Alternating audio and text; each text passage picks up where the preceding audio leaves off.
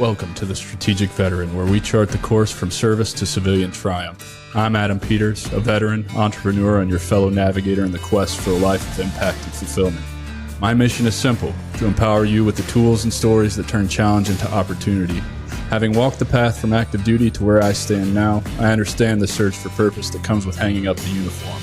It's a path I've walked, with its trials, its tribulations, and its victories, and it's a journey we're on together. This podcast is more than just conversation. It's a beacon for those seeking to redefine our missions through entrepreneurship. It's about igniting the entrepreneurial spirit that lives within us, the spirit that compels us to create, lead, and make our mark on the world.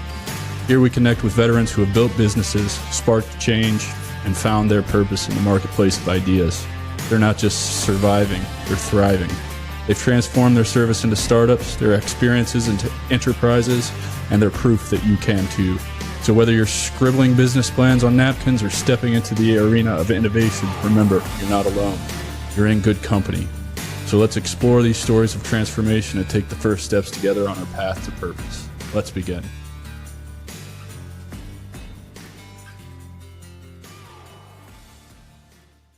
Hey everybody, welcome back to the Strategic Veteran. I'm your host, Adam Peters, and today we have an exceptional guest joining us, Aaron Hill.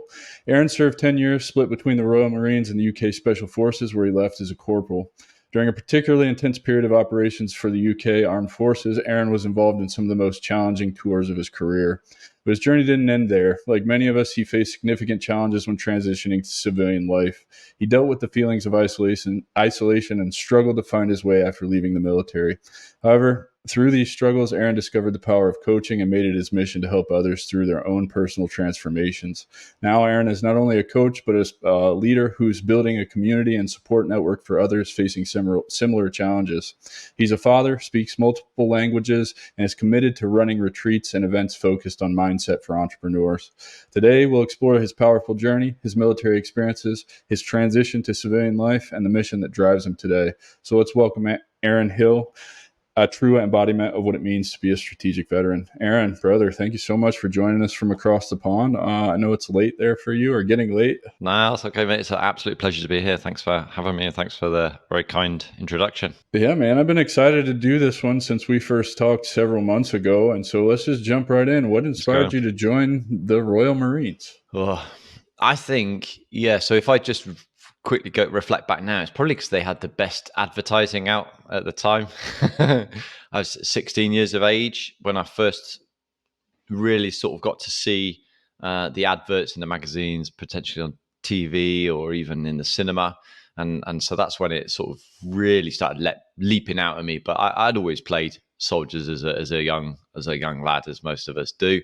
So it was probably that quite a pivotal moment, isn't it, in our lives, that sort of like teenage years, and quite easily influenced. It looked like the challenge that I needed at the time to try and prove myself, really, which I'm sure we'll get on to in a bit. So yeah, because my family's it doesn't come from the military generally. So it was just being exposed to it. How do they do it over there? I know, like, for us in high school, they'll come like to high school during lunch and kind of recruit. Do they do that over there too? No, not as much. There'll be specific days like career fairs at school as you get older, when potentially different businesses or companies come in, or the police, armed forces. But I don't remember seeing anything like that. Generally, at the period I'm talking, which was really late 90s, early 2000s, it's a place people wanted to be, considered to be well looked after. It wasn't a particularly busy time, and you kind of knew what you're going to get. So we used to walk into the recruitment office, but the adverts that they did in the men's magazines, the health and fitness magazines, were really good, really on point. And so I'm from that generation. It sounds a lot like our Marines. Everybody I talk to from our armed forces over here that joined the Marines, they're just sold on like the uniform and ads. And it's so funny that's how it works out. So what ended up being your job when you got into the Royal Marines, and where did, I guess it doesn't really matter because I don't think my audience is familiar with UK geography, but where did you end up getting, your first duty station and all of that? Yeah, so I think going back to what you just said there, the slogan that captured a lot of us at our period from the adverts, being Royal Marines and Marines, fairly similar cut of cloth is it was 99% need not apply. So Right. like, don't even bother type of thing, which really appealed to me. So yeah, I went in as a Royal Marine general duties, which is considered like the infantry, one of the 3 infantry units, for want of a better word, or amphibious units. So and I went up to Scotland, up in the north there of the UK, a small unit, 4-5 Commando. Where I was stationed for 4.5 years, really. And so this was, you said, the late 90s, early 2000s? Yeah, so I joined in 99. Okay. Yeah. And so then 9/11 happens 2 years later. And Yeah. of course, the United States drags the UK into our bullshit. And so you get involved in that. So any deployments with the Royal Marines before you go, to the other side of the fence? Yeah, so I did the typical tours. I've done Afghanistan, Iraq, and it was in Kosovo as well, in the Balkans, Okay. during those periods. And it's quite poignant, isn't it? The day after 9/11, here we are, as everyone does, reflect back to where we were when we saw those images. And to be brutally honest, I isolate myself from them now. I try and keep myself away from that, only because it's an interesting one. Why do I isolate myself from that? I just don't think it's positive for me anymore. Once that had put a fire in me to go and do my part, but I don't see my service like that, really. It was, so yeah, I'm really proud of what I've done, what I did and achieved, but it's almost like a chapter has Closed. turned over for Yeah. me, and I recognize the sacrifice and the effort that so many people put in, and I just hope for them it's worth it, if that makes sense. Yeah, absolutely. Because I kind of I was looking at all the, the social media posts about it yesterday, and I was like trying to reflect. I think the way I look at it now is as something that just shaped so much of my life, but I've also kind of moved on from that and closed that chapter. Also, a lot of things in the world aren't the same way they were back then. We're a lot more divided now than when that event happened. We all had kind of come together. A lot of different things. So it's interesting to hear you say that, because I relate to that a lot. I've kind of closed that chapter too and moved on into doing similar work to what you're doing, and trying to heal our community at this point, not kind of perpetuate the things that are going on in the community by hanging on to those memories and really kind of just not working through them, I guess, if that makes sense. Yeah, 100%. I think there's 2 things there that come up for me when you speak about that. And is first of all, is if we look for differences and divides, we will find them.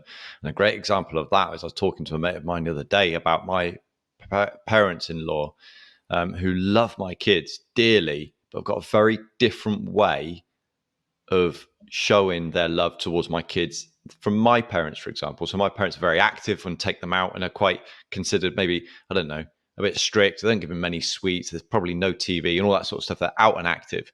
Whereas my in-laws, the way that they treat them or give them, that interact with them is a lot more based around screens and snacks or sweets, or ice cream, cookies, whatever. Right.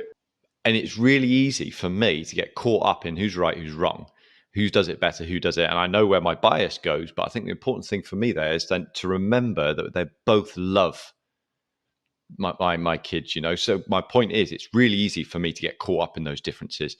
And the other thing that I wanted to highlight was I just sometimes wonder, it was tragic what happened. But I do sometimes wonder how easily we are manipulated by certain events. Oh, this is good, because sorry, have we gone No. down a rabbit hole too early? No, this is great. I deal with a lot of that too, man. Just everything, I did 4 deployments. So I did 3 to Iraq and 1 to Afghanistan. That's not a secret here. Everybody knows that. I was just a conventional infantryman. I didn't do anything special. I never went, on to special operations forces or anything like that. Oftentimes I wonder, did we have it harder than kind of some of the SOF forces in just length of deployments, particularly for the Army over here and all of that. But I look at kind of the evolution of my deployments, and the first one and the second one, and particularly the second one, where we rebuilt an entire infrastructure for all of Heat Iraq. It was under its own shit water when we took it over, and by the time we left, it had nice roads, and we had solved all of those problems. And it's like, looking back on it now, like, where, particularly with the Afghanistan stuff, like, where is all of that at? What was it all for? Why were we even over there? Right. Like, so I think that's what you're hitting on is like, they use events to manipulate.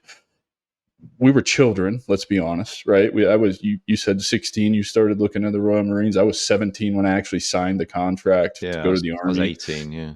And didn't have the greatest kind of childhood growing up. Didn't, had to deal with some stuff, right? Like, stuff I didn't know I was having to deal with. But I think the military preys on that stuff, and we're easily sold on that. And you buy in a whole lot, right? Like I know I did. And then you get out and you get wise, and you get some perspectives, and you start to see things for what they are. And then you have to reconcile your entire service with kind of the way you view the world. Is that what you're getting at? Yeah, I think that's part of it. But also, if I look at the news, I've isolated myself from the news, and not because of fake news. That's a whole nother conversation that I don't know enough about. But to the point of, being really careful how I guard my emotions. So what do I give my attention to? And I can remember a period in my life of, when was it? So around Brexit, when the vote was going on within the UK about if Britain stays in Europe or not. And again, talking about that divide and how, my opinion, it was really easy for politicians to attack the other opinion rather than try and look for ways to make it work. So there's that going on. I live in Barcelona in Spain. And it is, I can't remember the year. So my son was 2016, 17. I was overseas working in a hot and dusty country that we've both worked in before, as a civilian. And I remember seeing the news. So Barcelona, that's right, was voting whether it should stay within Spain. Should they have a vote? Yeah, sorry, let me get this right. Is there any value in having a vote to see if they stay in Spain? So if the population said, no, there's no need to have a vote, and they won't. But the population decided there was. So they had a vote. And the riot police dealing with people like that. And again, all you could see was divide. And, my wife's from Catalonia in Barcelona, in Spain. And so, again, just all these things being bombarded, and coronavirus is another thing. It's so easy to get wrapped up into these things, which on one side are relevant and real, but I just wonder how much easier is it to spin it up into something bigger, or to draw us into a certain way of thinking, even behaving and acting. That's what I was kind of getting at. Yeah, so absolutely. It's good to have information. It's great. Yeah. But I wonder how that gets, not even by some, just default, just human nature of the way that we all get wrapped up into those sorts of things. Well, yeah, I totally agree with you. And this is going to kind of move into like, so you move on from the Royal Marines over to what I assume, you call the UK Special Forces. I assume that's the SAS, right? Yeah. And so there's an element of making that transition in a certain mindset you have to get through probably the selection process and the training for that. It's something I largely know that I didn't have when I served. I didn't figure that out until recently, right? I would challenge that, mate. I would challenge that, because I would say you didn't try, so you wouldn't know. That's fair. That's a fair statement. I also think that I hung on to not a lot of belief in myself, so I never actually had the balls to go try, right? Or the time, really, because I was deployed basically every 11 months, but between coming home, taking some leave so that you can, refit, and then training, I was back overseas again. So largely, I think that I could use that as an excuse all day, but I didn't have the foresight to believe in myself enough to actually go try. So you're right.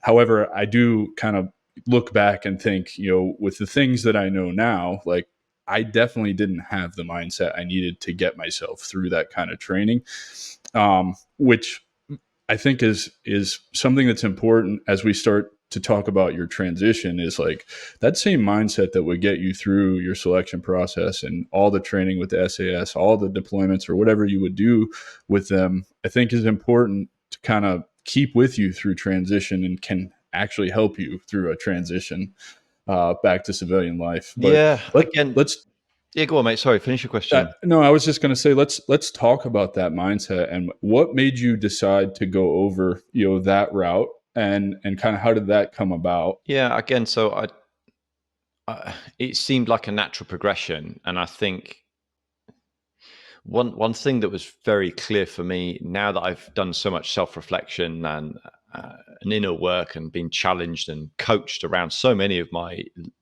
limitations and things that have gone on in my life, and I'm not gone on in my life. I'm not even talking about big problematic things, just certain beliefs that I held that were unchallenged. So one thing I was looking to do is constantly prove my self-worth to the world. So I did that by doing tough and difficult and challenging things. So it seemed like the next step to do. I think the interesting thing about any sort of challenge like that, and I also put in there business and sport and life as well, is it depends on the fuel, on the motivation, because mine wasn't healthy.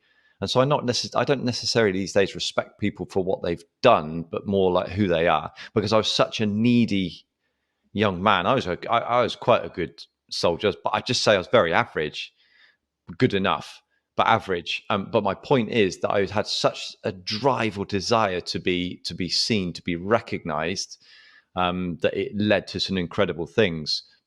But I never found fulfillment in them because I could never find that fulfillment in or acceptance of myself. It was always looking for the external to verify me. Nothing's gone wrong here. I had a sound upbringing, loving parents, Christian upbringing, nothing but love and support. I'm so blessed. Just by that external influence, that drive to just show people that you're what you are. Yeah. Yeah. Because my interpretation was that on my own, I wasn't good enough. I had to do something else. Right. Through nothing going wrong.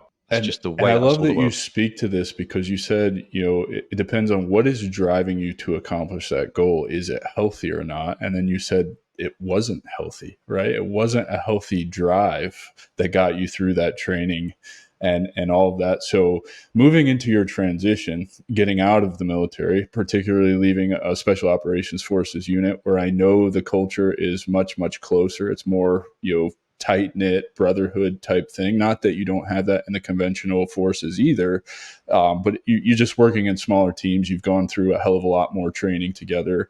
And so you start to lose all of that. And how do you find, first of all, what challenges did you face when you would transition? Let's start there, because these are the most common things I see in the work that we're doing, forming communities for veterans, entrepreneurs, to show them that there's a life of purpose beyond the military.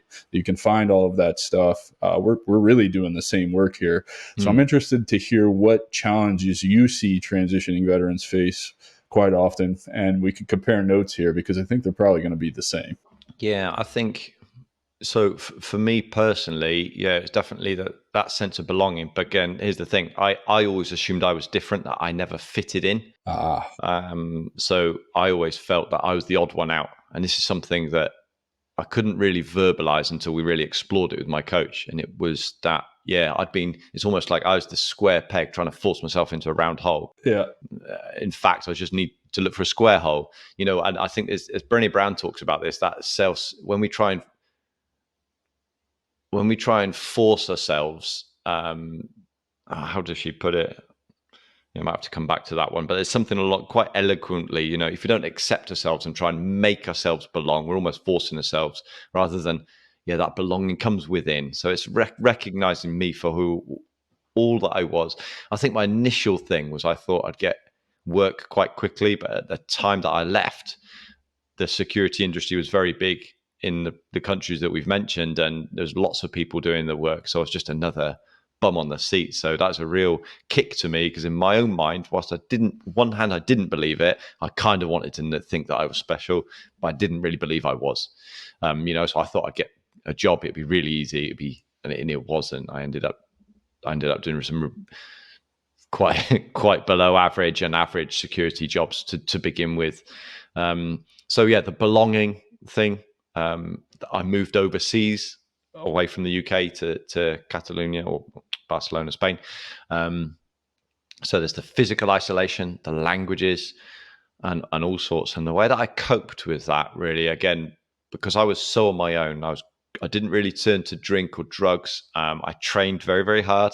I got really, really fit, and my medicine really for a long time was mountain biking. I was just looking at the hills over there. Sorry, escaping on my mountain bike. It gave me enough of a bit of adrenaline to kind of feel alive, and then sitting at the top of the mountains, appreciating nature. So it's both ends of the spectrum. So they're probably a few of my challenges, which if I'm going to be completely honest, I still carry kind of with me, but I don't see them as limiting now. It's just something I need to be aware of and work into my days, weeks, months, and years.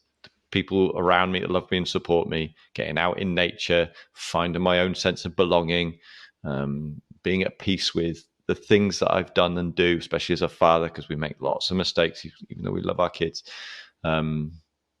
So yeah, it's continual really for me. Man, this is interesting because you are the first person I've had on the show that's actually coped with all of those issues, right? The isolation, the loss of team, or brotherhood, or whatever you refer to it as, right? We all call it something different, but it's all the same for us.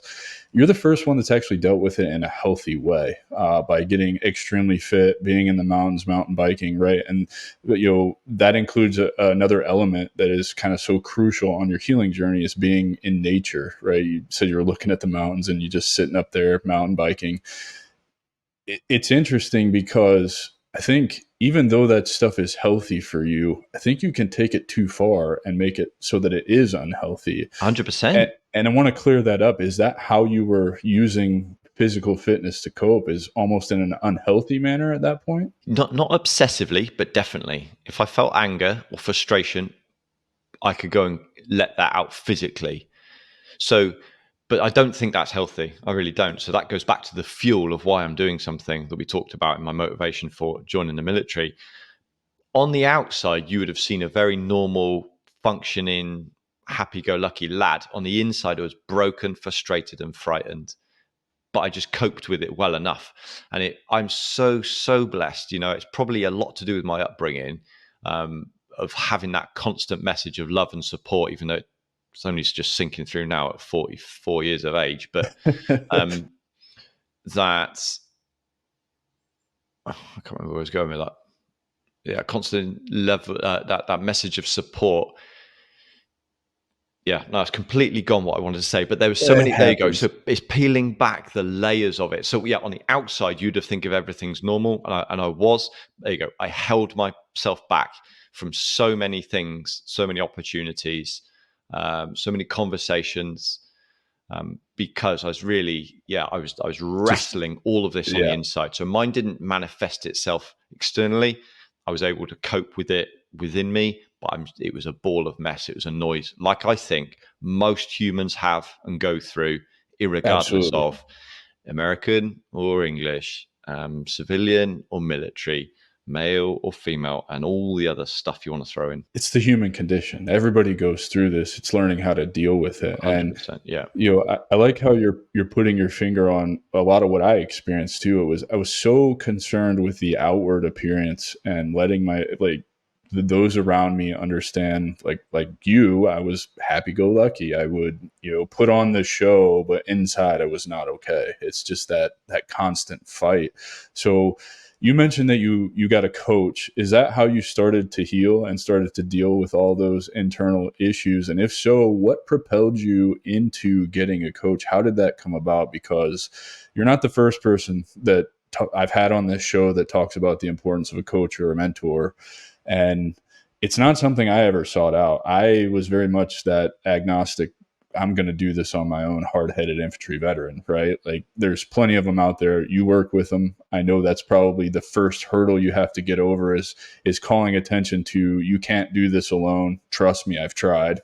So how did you get put pushed into getting a coach, and then how did that coach actually help you kind of start that healing journey? Yeah, great question. So again, I was so blessed to be given the opportunity by a really good friend of mine who I used to go to school with, and then we joined the Royal Marines together. Well, he joined just before me. He got injured, and then we ended up doing a part of our training together. Johnny Bevan, brilliant guy. He's a serving police officer at the moment, and part-time coach. He reached out to me, and it was a point where I was stuck in a bit of a rut in my life, in the sense of I was working. I was in the military, then I went into the security industry for 10 years, and then I recognized that my future was not here. By that time, I had 2 young kids. I wanted something more. And I felt that desperate need to be home. I felt really isolated and vulnerable when I was away, because I didn't have that backup and support and camaraderie, or the brotherhood or team around me, not like I did when I was in the military. So I retrained as a personal trainer, strength coach, and got a gym I got a job in a gym just down the road.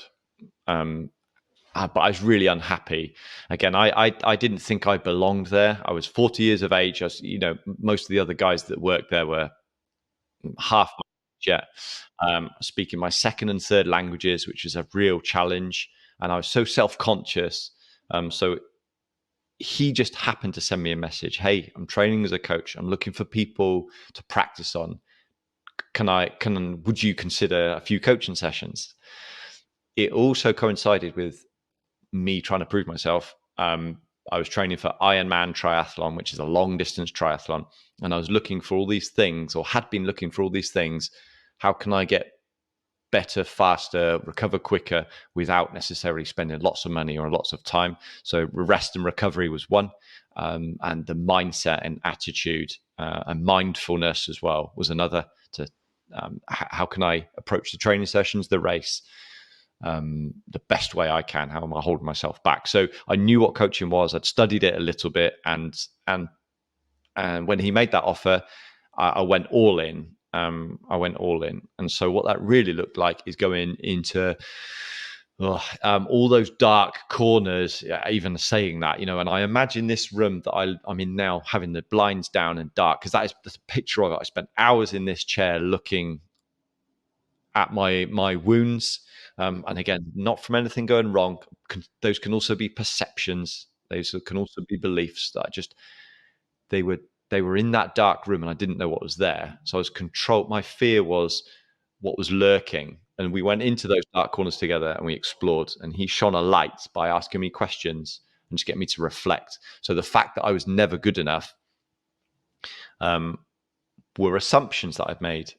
I can't physically remember anybody looking me square in the eye and saying you're not good enough, ever. But my interpretation as a young lad, and all the other failures and mistakes that I've made, I made that to be something about me. I wasn't good enough. Everything from exams, from past relationships, from arguments, from comments from teachers when I was a young lad, and everything in between. Make this mean. So we went in and explored and just gently challenged. He provided.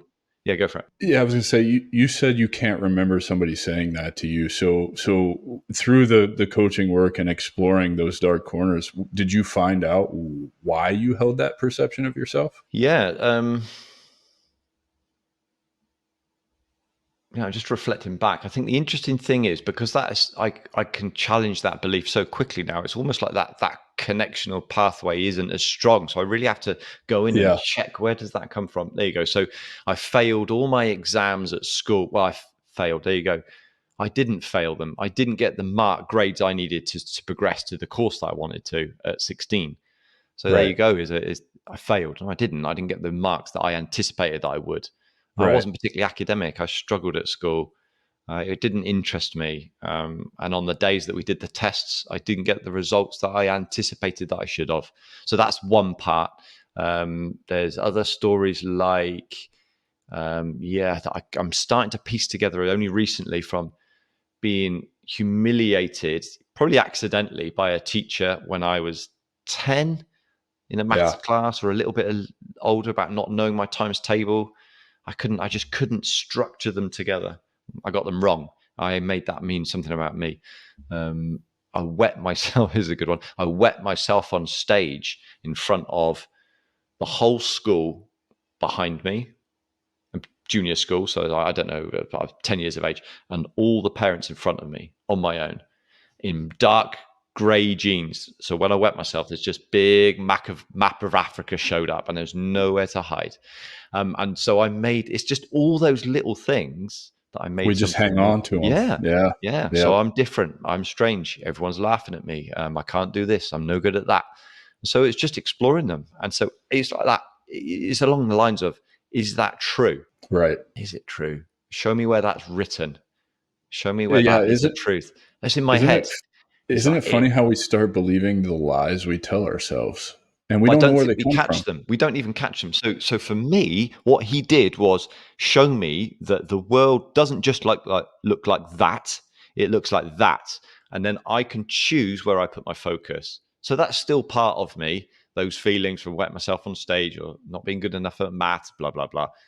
But I get to catch it quicker because it's only part of the picture. But yeah, you're 100% right, and that is why, whilst you mention it, coaching and mentorship, but that can also be somebody that you trust when they gently challenge you in the right way is so powerful. And I don't think that can come from our loved ones. It can't come from our family because there's an emotional connection there that they care or love for us. They love or care for us, sorry. And so they're trying to look out, and what they'll do is they'll project their fears. Whereas a coach or a mentor is a lot less likely. In fact, if they're good, they won't.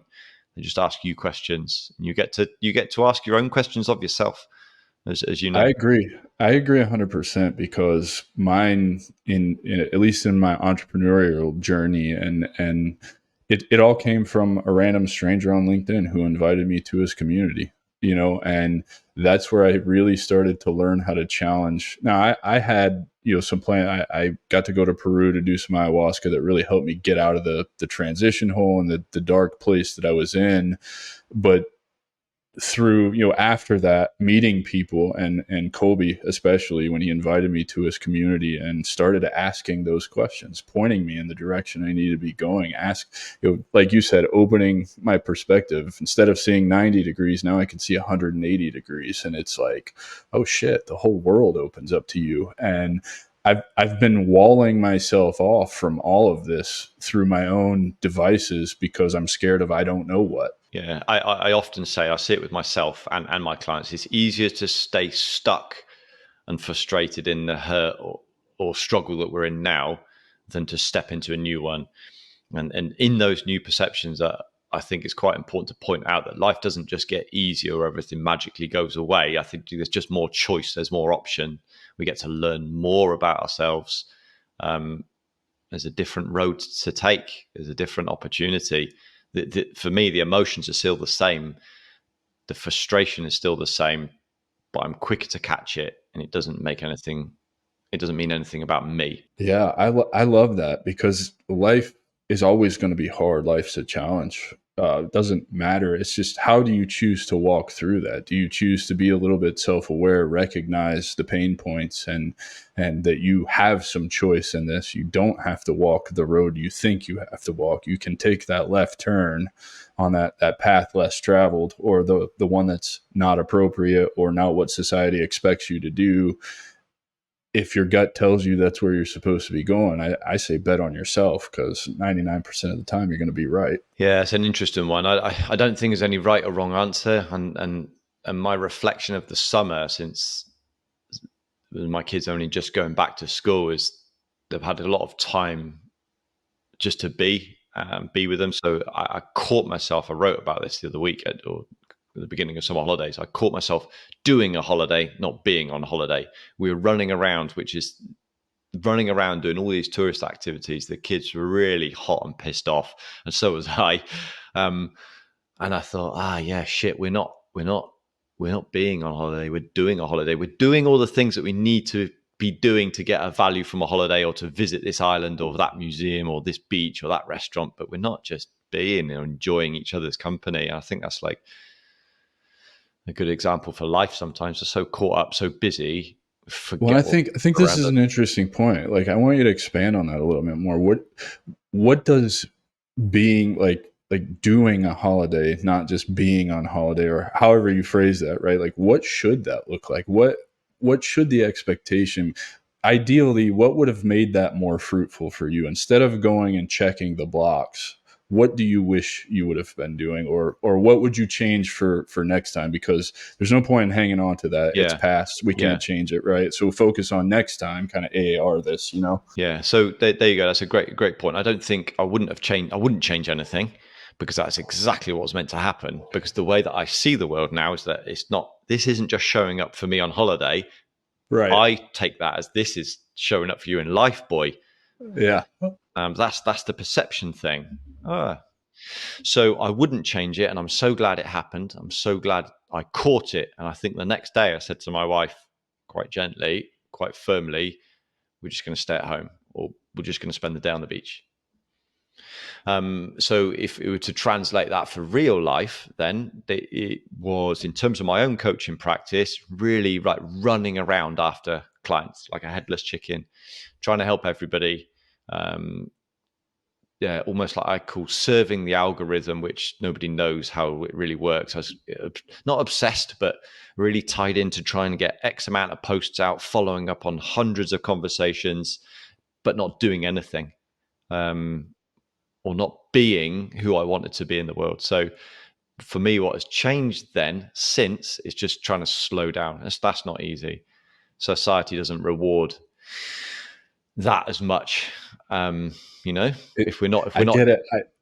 That's what I was fishing for. It's slowing down, even in my own, with the strategic veteran, the stronghold community, just slowing down. And you're right. Society doesn't reward that, but I think the business world kind of does reward that. If you, my opinion, my take, my approach to building everything I'm building is slow, organic growth. Just be who I want to be 100% of the time, as much as possible, because that's going to get me those clients that will stay with me forever. Instead of, like you said, playing the rat race, doing all the DMs, reaching out to people and really not doing anything with it, just kind of slow down and really think about how I want to build this, what I want it to turn into, and really get there that way, instead of just what everybody else is trying to push on you is like, you need to be making money right now and this, that, and the other. And it's like, I'm cool just helping people right now and being myself, because it's all going to come back around to me and I'll know what to do with it when it does. Yeah, it's an interesting point. And so for me, slowing down looked like not working as much and just immersing so practicing. I wrote again, or I had a message from a friend. I forgot why I was no, hang on, how could I put this? I forgot. Yeah. I was so caught up in my mind. It's like I forgot I was alive. And to me, being alive means physically feeling. So being present, if you're into that, without going too woo-woo for the people that aren't. So it's connecting with the senses right now. And I'd forgotten. And it took a cold walk along the beach to remind myself, yeah, this is what it means to be human, to be alive, to be connected to just my feelings.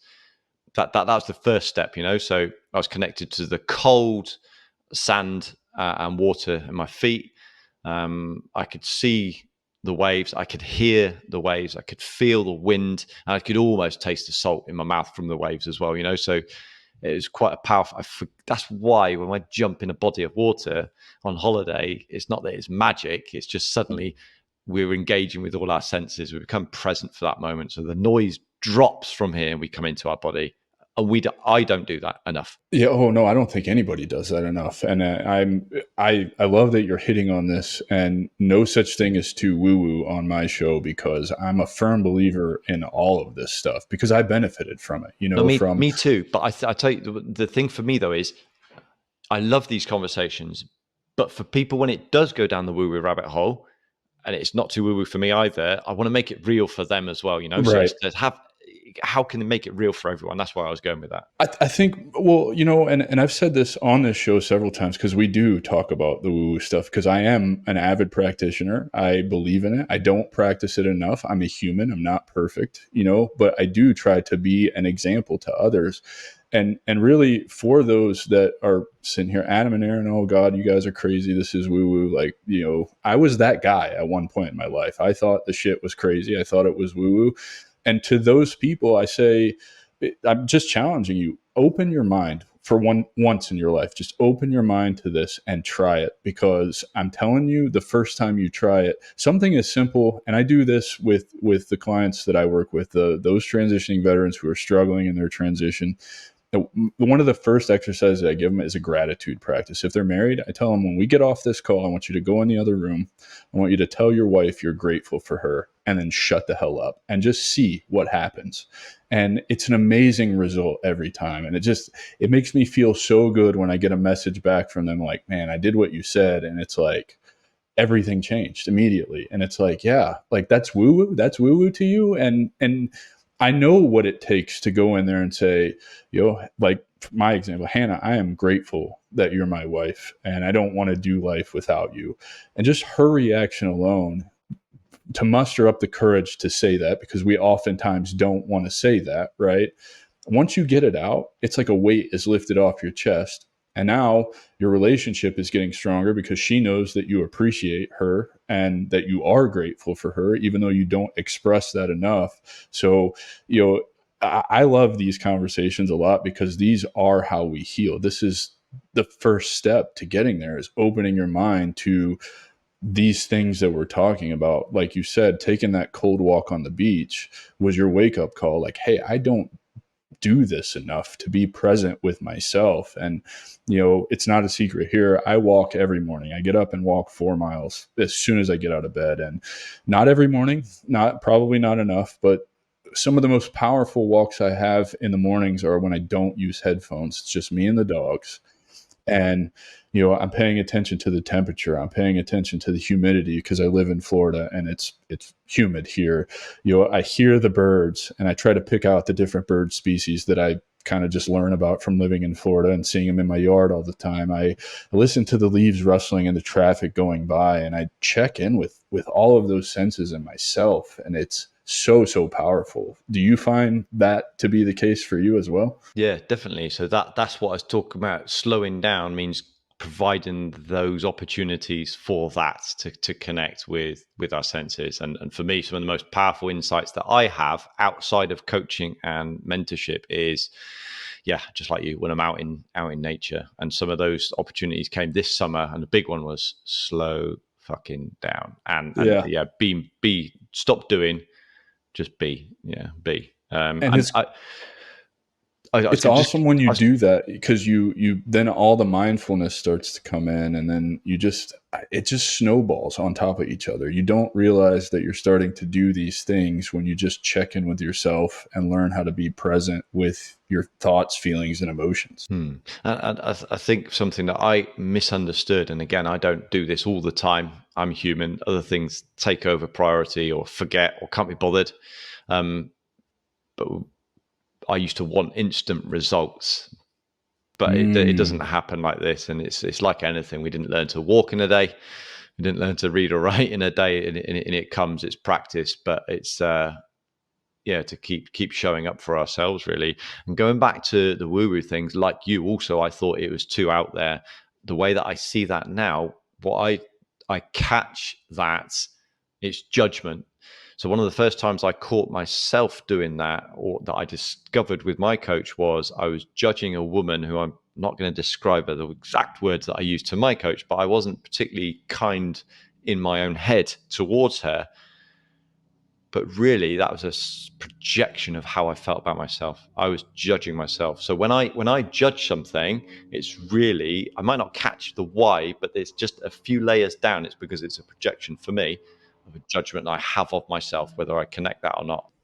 I love that you're touching on this because I look at judgment the same way. It's me projecting my own insecurities onto somebody else about something. And if you just take the 5 minutes it takes to be mindful of your reaction to, like, my biggest thing right now is, and I don't know how it is for you, but driving and idiot drivers. Like, somebody cuts me off or doesn't go at a green light or something like that. It just sets me off and I don't know why. And it's like, I have to be mindful of that, and then I go explore it and try and figure out, like, what is the main trait. And I haven't figured it out yet. I don't know what the underlying insecurity is. I haven't been able to dig deep enough, mainly because I work from home and don't drive a lot. So like, but at least I'm mindful of it, and now I know to look out for it so that I can explore it and try and find out what that insecurity is, address it, and then move on from it. Yeah, so I guess the thing that I'd offer is curiosity. I wonder why I behave like that, without the judgment, knowing that it's really human to judge. And I think for me, how it shows up with my kids, I love them so much. They're so dear to me. So when they wander from what I think is the correct thing to do, or a way to behave or to act, or even speak, that often brings something up for me. And I caught myself reacting to my daughter at the end of just before the summer break. She's only a 7. She was really tired. She'd just come back from a gymnastics class, end of the day, hungry. She'd just had dinner. That's right. I sent her upstairs to get ready for bed. It'd been a challenging dinner, let's put it like that. It's too healthy for her liking. And I caught myself, after lots of times asking her to do something, this rage coming up inside of me. And I caught myself about to strike the cupboard or the bed next to her. That's right, she was on the bed. I was about to strike the bed to frighten her into doing what I wanted. And I caught myself. My hand was up and I saw her reaction. I thought, shit, what have I done? The point is, two things here. First of all, that reaction is really normal. But what I look to do, as I hope to give my clients, is the tools to go from reaction to response. So there's something that happens. So rather than just knee jerk and go with that anger and just vomit my fear and frustration all over this beautiful little child who doesn't even know where this is coming from, just to respond. So I still felt all this rage. I caught myself this time, I don't always, with my hand in the air about to frighten her into doing it by whacking the bed. And I just took myself away, just 10 seconds. I was like, this has nothing to do with her. This is everything to do with me. And just checking my own words there. It's not lucky at all. Because I've practiced this sort of stuff enough, I made the connection. She's not hearing me. When I don't feel heard, I assume I'm not loved. I'm making this mean that I'm not loved. That is not true. I can come back to that another time. And the energy completely changes. How can I help you get ready for bed, love? And that doesn't happen on day one. Dude, and this is an awesome example because you can relate this back to, when you first got to SAS or UK Special Forces and like something like CQB, you probably weren't on the same level as the guys who have already been there. So you have to get the reps in. You have to practice and train. And the mindfulness stuff and all this stuff that we're talking about, it's the same way. When you start out, you're going to be frustrated because you suck at it. You feel like you're not doing it right. But then you get to a point like what you just described, and it's like, it's okay that you don't catch yourself every single time. Why? Because you're human. That's the human condition. We'll never be perfect, but you're mindful of it. You had your hand in the air, you caught yourself, you stepped away for that 10 seconds, you reframed it, and probably saved, a really terrible experience for your little girl. There's been plenty others to make up for it. But well, of course, but why pile one on? Another one, exactly. Yeah. And I think that's the important part, right? Is you are mindful of this. There have been plenty of others, but you have the power now to make sure that, yes, there's probably going to be more in the future because we are human, but there'll be far less of them. It doesn't have to become this pattern, right? Like where it's constant. And, as she grows, she'll know that you're becoming the example for her for how to work on her own shit when she gets older, instead of becoming the daddy who just gets angry all the time and, smacks the cupboard or the bed or whatever, right? Like, you're changing her perception of how to deal with emotions, even though you may not be dealing with them in the most appropriate way every single time. At least you're setting the tone for, I'm working on this. This is what right looks like. Exactly. And so that's the point, that I was able to say to her, I am sorry, Daddy was wrong. This is not about you. This is about me. And then when you're older, we can talk about this. But right now, I And I need to think get ready that'll for go bed. a long way, It don't you? does. Of course it does. Because I say there's two ways to get them to do something. You can, through love and respect, or through fear. And in that moment, I was choosing fear, but I caught it. And that's all. And it leads on to a really important point that you're talking about there, Adam, is if we are constantly comparing ourselves, again, which is really human, but they're more advanced than me, or they're making more money than me, or they've got more clients than me, which happens. It's the analogy that I've got is my neighbor through that window who's got a really big garden. He's got a massive grass garden. And here in Catalonia, that's not that common because the water's quite short. So you have to pay for a lot of water to keep that watered. If I am constantly looking over his fence, jealous of his garden, then I'm forgetting to take care of my own. So the weeds are appearing and all that. I'm not tidying that up. So it's the comparison thing is, yep, I can see your garden. That's lovely. What do I need to do for me? So that comparison thing is something that I did for a long time. And it's just catching it. It's just catching it. What do I need to do to my garden? What do I need to do for myself? What's the one small step in business or my relationship or whatever it might be? Yeah, over I the love fence. that you're hitting on this because this is such an important part too. One of my favorite quotes of all time is, comparison is the thief of joy. And when you really break this down, I think oftentimes we compare ourselves to others. We start doing that living with the Joneses thing where, oh, he's got this new thing, so I need to go get the newest thing or whatever. And oftentimes we get it and we're not satisfied. It's not bringing us that, that joy that we thought we were going to get out of it if we just attained that next thing. And I think that's an important lesson for people to really understand. If you want to live a quality, really happy life, you have to sit down with yourself and understand what it is that you want. And, we'll use me for an example. I'm not trying to be some, multimillionaire or billionaire. I just want enough money where I can run around and spend money within reason out of my bank account without having to look at it. I want to control my time, so that looks a lot different than somebody, even you, right? Like we have, we're in the same space doing pretty much the same thing. And I'm not comparing myself to you because, I have an idea of where I want to go and what that looks like for me. And it may be completely different from what your idea looks like. And I think understanding that that's okay. It's okay to live for yourself. Like whatever your goals and aspirations are, if that's where they stop, that is fine because it's your life. And I Yeah. don't think people talk about that enough. Yeah, and this goes on to something else that it ties into this, as well as when we do these sorts of things, when we start to become mindful, or if you start coaching or therapy or work with a mentor, it's quite uncomfortable. But I think it is really important. At least I've remember when I get to change my perception, then or challenge myself or work on limiting beliefs. It it makes a direct impact on the people that I live with, love, work with. And that is so it's almost, it goes back to that teamwork thing. Get over yourself. What about if you did it for somebody that you love? Because sometimes it can be really quite uncomfortable having to talk to as an adult, especially as a man, especially having served in the military, about stuff that's gone on in our childhood. And again, we don't even have to go into trauma. Nothing's gone wrong, and bring up the emotion that does.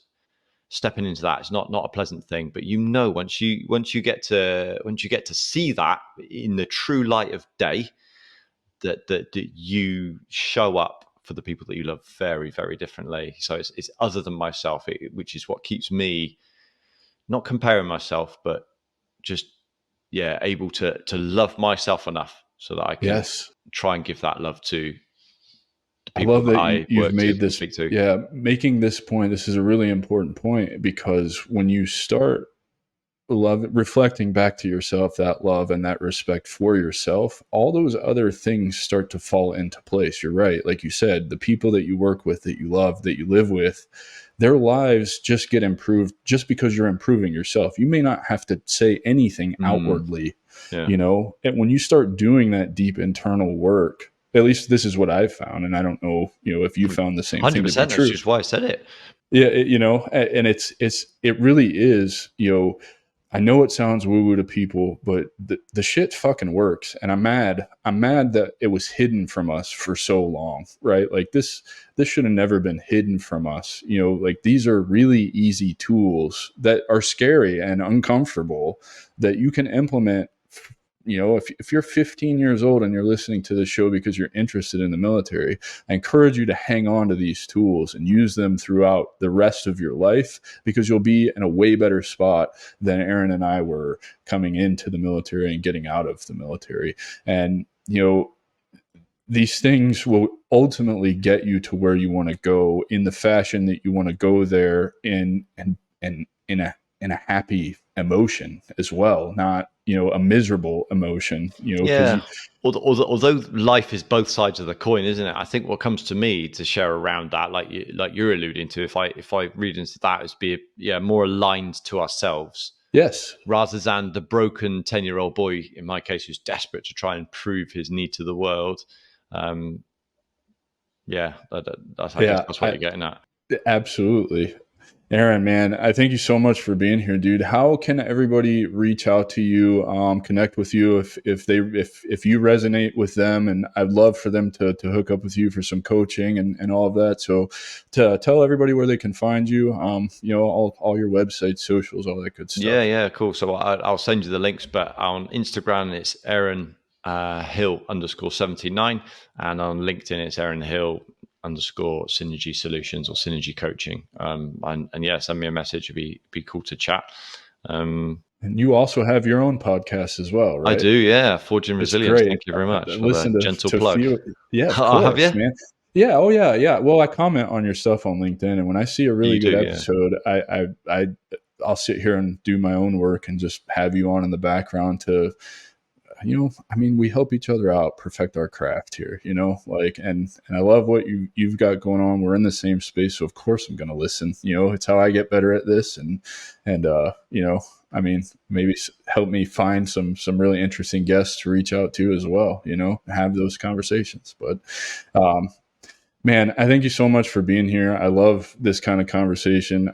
If there's one last thing that you want to leave our veteran audience with, what would that one thing be for them? That one solid piece of advice that you want them to hang on to? Yeah, thanks for asking me that. It would be, don't wait till the wheels fall off. And by that, I mean, don't wait until it all goes wrong. Be courageous. You've done difficult and challenging things before, and that might just be sending an email to Adam to say, hey, listen, brother, help me out. This is what I'm going through, or somebody that you know, love, or trust. So don't wait for the wheels to fall off. That's really sad for me when we see that happen, be that through drink, drugs, or accident, before we initiate change. And I'm here to say that it doesn't take that. It's just a gentle reminder for that. And probably the last thing is that one other thing is that you are loved. There is people that you don't know, and probably people that you do know that love you. And I think that's an important thing to remember. Find them. I love it, man. Thank you so much for being here, ladies and gentlemen. I give you Mr. Aaron Hill. All his socials will be linked down below when this episode goes live. So reach out to him if he resonated with you. Thank you so much for being here, brother. And we'll see you guys next week. That's our show, and I'm truly thankful you've joined us at the Strategic Veteran. If our conversation today sparked curiosity, or if you're ready to elevate your game, I'm here to help. Visit thestrategicveteran.com for exclusive show notes and resources, or to book a coaching session directly with me. Take a moment to subscribe to our podcast and share your review. Your support makes all the difference. For more insights and daily strategies, let's connect on LinkedIn and keep the conversation going. Remember, this isn't just a podcast, it's your strategic advantage in action. Until our next rendezvous, stay bold and continue the mission.